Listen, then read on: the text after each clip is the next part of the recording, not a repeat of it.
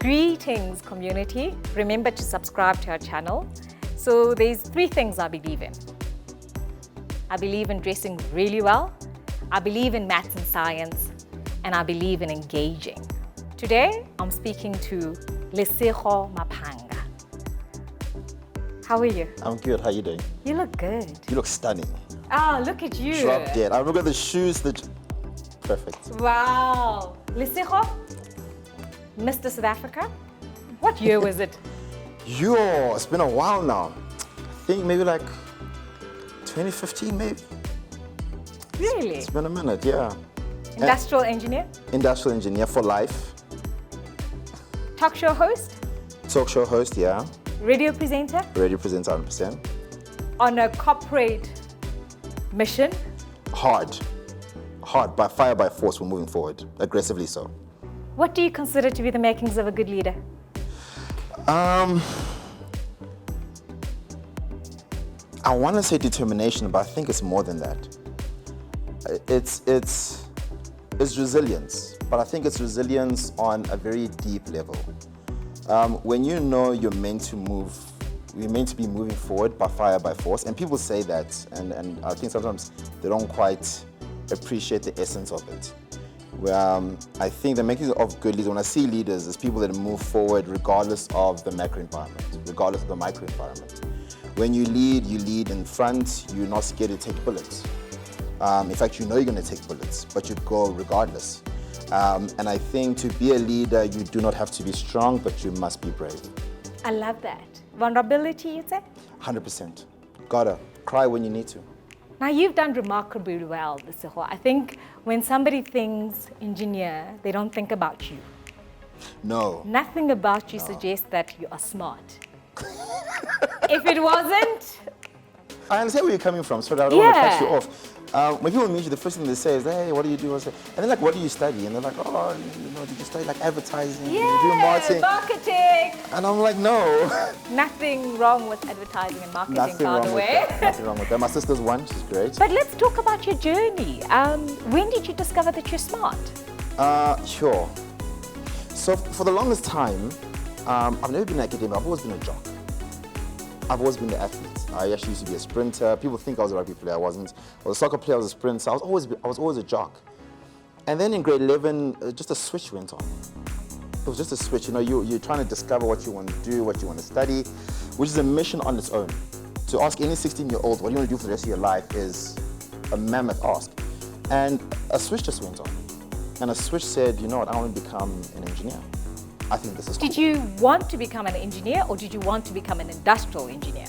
So funny enough, I'm from Benoni, right? And we don't interface a lot with engineers, period, or even industrial engineers, to say the least. So for myself, I looked at everything that was out there, and aeronautical engineer sounded really cool because it's like a really long name, and I was like, that sounds really cool.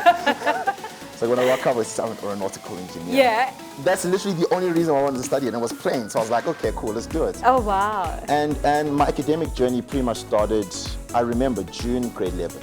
June grade 11, I was a 60% student, probably about 65% for most of my subjects. And then just work hard, graft, you sacrifice. I stopped all sports. My coach wasn't happy, but I knew what I wanted in life.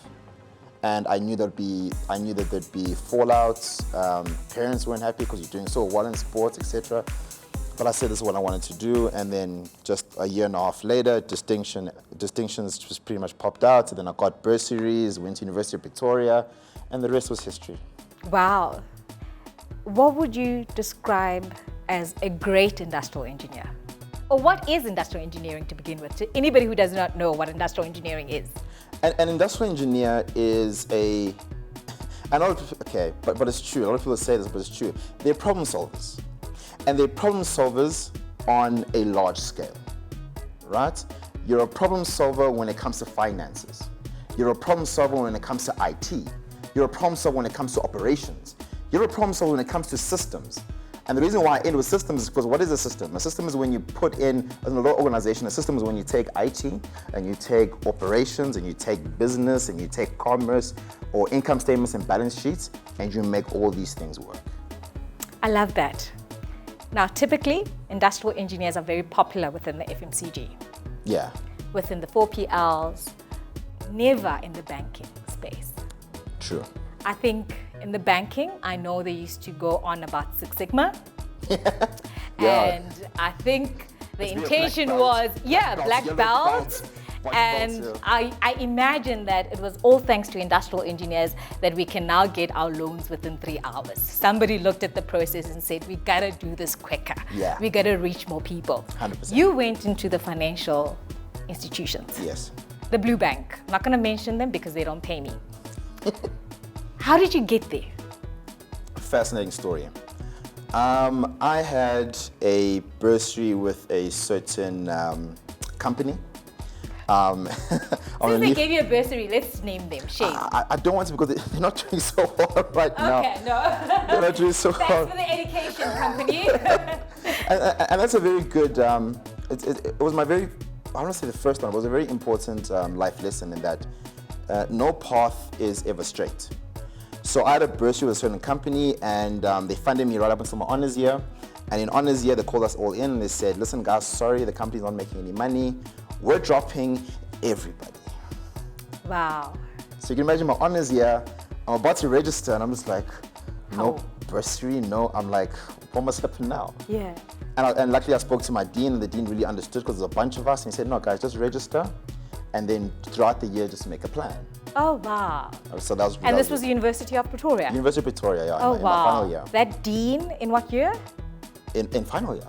Oh, wow. Fantastic. I mean, they really understood the plight of the students.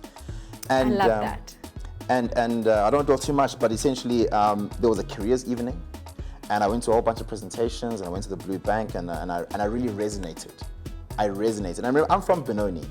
So one thing I should probably mention is that when I studied engineering, I'm from Benoni, it's a very big manufacturing town. Yes. I knew for sure that I was not going to work as a typical engineer. Okay. I knew this. I knew I wouldn't get to end up in a mine. I knew I wouldn't end up in a warehouse. I knew this. I've seen this. I've lived it. It's been my whole life. Naturally, everything about you, aesthetically speaking, you were never going to end up in a factory or doing time studies. Yeah. Yeah. And how has the banks been for you?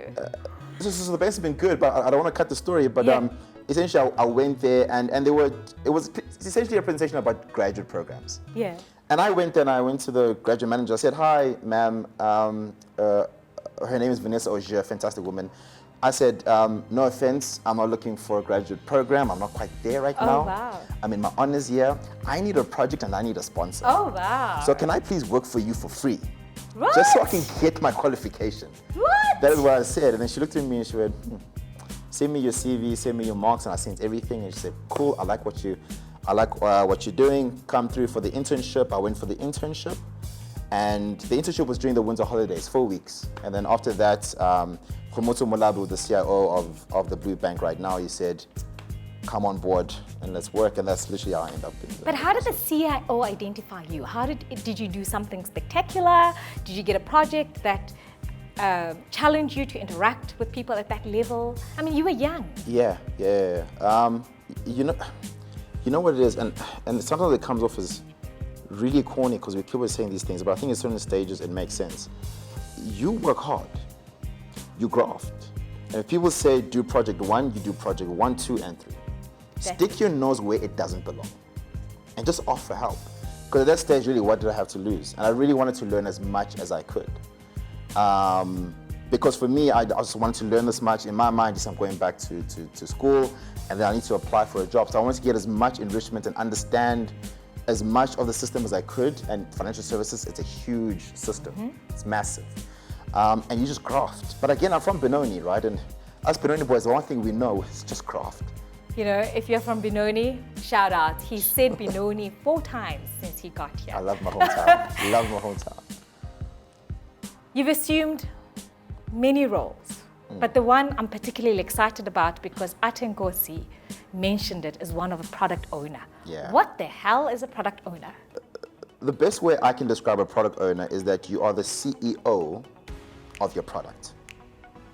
Whatever product that may be. Whatever product that may be. Whether it's home loan, whether it's home loans, whether it's payments, whether it is vehicle asset finance, and that's in the financial sector, right? Whether it's insurance, whether it's a product within insurance, whatever products you are managing, you determine the success of this product, right? Because at the end of the day, you're the one person that has view and influence of the finances, the income statement, the balance sheet, right? What happens in IT and what happens in operations. And what you find is that when you work in a very large company, a multinational organization, you find that IT department is, by its own can literally be a company on its own. Operations is literally a company on its own. And then business, where the finances and the balance sheet are, is a company by its own. And really your job is to ensure that all of these departments speak together. And basically you're a conductor in a symphony. You're gonna make sure that all of these guys play well together. If I'd like to use the analogy of a football team. In a football team, you might find that IT is the defense, right? Because they need to make sure that things are always running, right? Operations in the middle, right? Because they're really the interface between what the business does and what IT does, and then your strikers is your finances, right? And in a soccer game, what do we care about? We care about how many goals you score. Yeah. And your strikers, your income statement, your balance sheet, that's where you score the goals. Yeah. So when it shows their double-digit income growth, it's not because of the strikers. It's because operations did its job, it's because IT did its job, and they played well as a team in order to win the game. And as a product owner, how are you measured? In a soccer game, how you measured? By how many goals you score. So it ultimately draws down to how much money you're making for the company. 100%. 100%, because in the larger scheme of things, that's really your contribution to the what we call it headline earnings, but to the profits, right? And you need to make sure that you grow those profits, because it's not just about money, right? When you grow the profits, people get paid, right? People get bonuses, right? And people are reliant on those profits. So when you grow profits, it's not just about like having market cap and just saying, yes, we're making so much money. No, you're directly affecting people's lives, and that matters. If I'm an industrial engineering graduate, and I find myself within a FMCG company, I'm doing planning, and I want to pivot. I want to get into the financial institutes. Yeah. But I've got limited understanding of the processes and the know-hows. What would you say to that person to be? I think because we're in the 21st century, first things first, YouTube is your friend. And I say this because I don't want to jump into reach out to someone and have a conversation with them. Don't jump there. First, do your research, right? Understand what it is, even just theoretically, understand the landscape. So that when I do go to Masichaba or an Ati, be respectful of their time and go to them with at least like a little bit of knowledge and say, hi, Masichaba, this is what I know about financial services. I've done my research. Can you tell me a bit more? Can you give me a bit more insight? Because that's really all it's about. The theory will tell you high level what's needed to be done, but then once you get a mentor or you reach out to someone that is within the financial sector, that's really where you get the richness of the insight. And a lot of the time, the conversations are far more enriching once you follow that process. Do you have a sponsor? I do. I have a couple of sponsors actually. And I think that's very important. Am I allowed to name names? Absolutely. I think first and foremost, my number one supporter and my number one sponsor has to be Khomotso Molabe. I can't tell you what he saw on that day one, but he looks at the kid, is like, Emma, that kid is Chacharach young. You, come here. Stay Chacharach. Come here. So Khomotso Molabe really, he really just catapulted my career. He gave me a chance. Thank you, He gave me an opportunity, and a lot of the time, all we're asking for is opportunity. Yeah. And he gave that, so I'm forever grateful to him. And then secondly, he's a great man by the name of Lincoln Mali. I know Lincoln's daughter. Is it? Yeah. Listen, that man is leadership personified. Oh, wow. Personified. Really what I appreciate about Lincoln is that fundamentally, I mean, great guy, really intelligent, but really his bedrock is that he understands people. And when I worked under him, and I worked for him for 3 years throughout Africa, about 11 different countries of traveling in Africa for 3 years. And when you work for Lincoln, leadership is when you know that your leader has your back. And not once did I feel like Lincoln never had my back. And I did risky things, man. I'd come to a process, I'd be like, no, what? This is about 3 days? No. Yeah. 2 hours, let's rock and roll. Yeah. And he was always there, and he holds you accountable. He's very stern. In fact, the phrase that I learned best from him is that, when you go and complain about something as a product owner, he'll look at you and he'll say, who owns the product? And you'll be like, well, me. I do. And he's like, well, there you go. Oh, wow. If you want to be CEO, you can't be complaining about operations or the income statements. This is your baby. Drive it. You're in control. And what I like about him as well is that he lets go, He allows you to fail. Even when you see where you're going, he's like, yeah, I saw where you're going there. I knew you were going to fail, but, you learn something. Don't stress about it. Don't stress about it. You did it. You won, at the end of the day, and keep moving forward. So really him, and I said a lot, I really think that I really would have really made my pinnacle really when I can stand shoulder to shoulder with that man. He's on my radar. He's on my radar. And I always say that, see, this comes off a little bit controversial, but every time I look at Lincoln, I'm like, I'm going to beat you. Oh, I'm going to be better than you. That. And then people around are always like, how can you say that to your boss? And I'm like, but that's the whole purpose. Yeah. Right? If you're my boss and I don't become better than you, did you really do a good job? Yeah. Do you know what I mean? It's about succession planning, empower people to be better. And especially in Africa, it's about one person running so the other person can sprint, one person sprints so the other person can fly. Oh, wow. Thank you, Lincoln, for leadership. Thank you. Shout out. Shout out to that. Thank you for that. You said 3 people, you mentioned 2, so there's one more. Or am I putting you on the spot? No, you're not putting me on the spot. So, and also one thing that I really appreciate about Lincoln is that he was always a very strong advocate for women empowerment. Extremely. And even in difficult conversations, he never backed down. And I think one of the really fascinating leaders that really rose from his time is the head of card and payment, which was Nelisa Zulu. Fantastic woman, fantastic, really intelligent, really astute. And she just understands the business end to end, but also fundamentally she understands people. A lot of the time when I think about leadership, I think about that whole Lincoln, Nelisa chain, and I really get excited because I know that it's just going to get greater and greater and greater. You know what's amazing about this conversation is that you're mentioning African people. Yeah. That for me is so inspiring. Yeah. That they see you, they are growing, and making huge strides in legacy businesses. And for that, I'm hopeful. Yeah, and in very difficult situations, right? Because again, you don't have to be strong to do that, but you must be brave. Yeah. Because the conversations that you get into, it's people that say, Lesego from Benoni. Are you sure? Are you 100% sure you want to? Do you still live in Benoni? I don't. Oh. No, I don't. What do you know about Africa for sure? You've worked in Africa? I've worked in Africa, 11 different markets. One thing I know about Africa for sure, Africa is growing at a rapid rate. It's actually quite scary. I know for sure that Africa will be the powerhouse of the world. I know that for sure. I know that countries like Nigeria and Ghana will spearhead the way, as well as Kenya. Really fantastic things happening there. From a financial services perspective, some markets in Africa are just far ahead from the rest of the world. We don't talk about it enough. Sometimes I really think we're maybe a little bit too humble, but we really don't talk. Just a little bit too humble. We really don't talk about it. And really fantastic people. Sometimes I think like I'm an expert in a matter, and then I go to Nigeria, and you just find one guy that just knows everything. So much more, and you're just like, yes, Does that influence your recent accomplishment? It did, because when you surround yourself with brilliant people, you have no choice but to be brilliant. Yeah. You have no choice.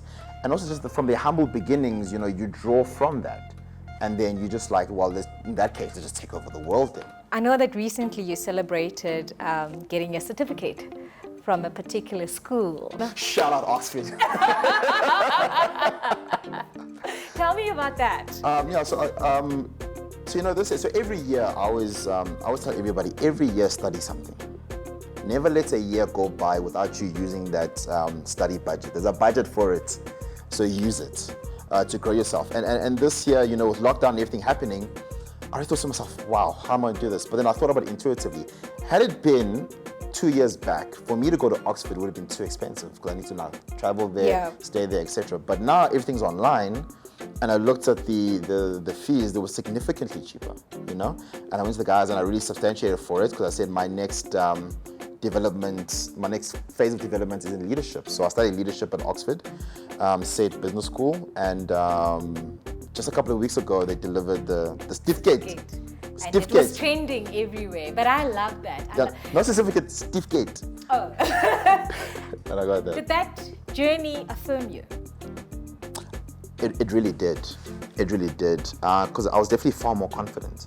And there were certain nuances that were highlighted in that course. So, for example, corporate politics.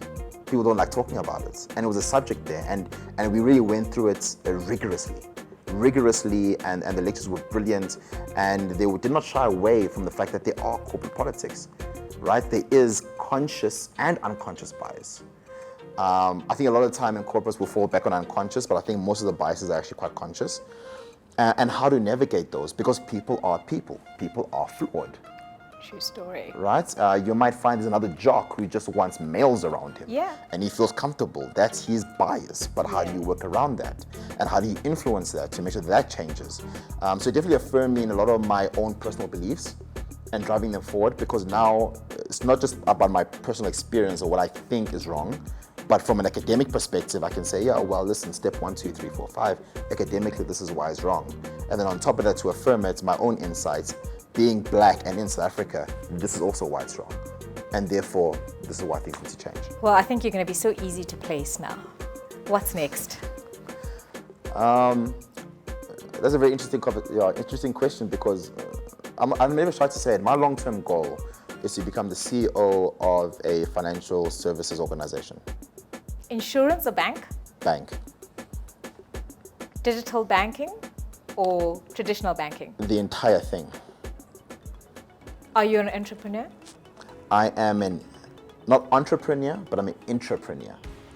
So you're going to be in corporate? I'm going to be in corporate. I think there's a place for everyone. There are people that are entrepreneurs that are really comfortable in that environment. My dad's an entrepreneur, so I've seen it, I understand it. For me, the corporate landscape and the culture works for me. It works to my benefit. I understand how to navigate it. Some people find it very frustrating. For me, I find it very interesting when there's corporate policies at play. So it really plays to my advantage.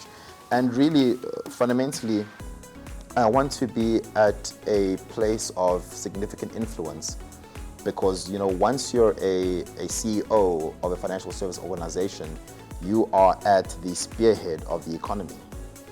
You drive it, and you influence in terms of which direction it goes. And really, I want to be, even if I'm not CEO, I really want to be within that space.